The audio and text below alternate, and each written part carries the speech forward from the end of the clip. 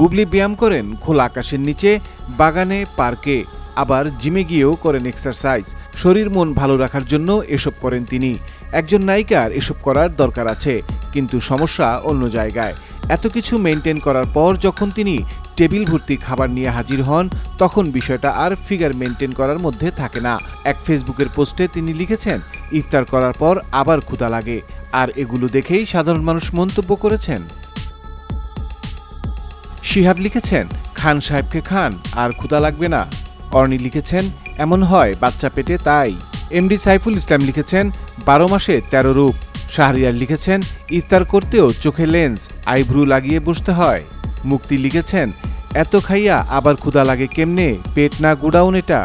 MD আকাশ লিখেছেন, সামনে জামাই সতীন, যা আছে সব গিলে খা। এলহাম আরশ লিখেছেন, রোজার মাস ফিটফাট, বাকি 11 মাস নদীর ঘাট।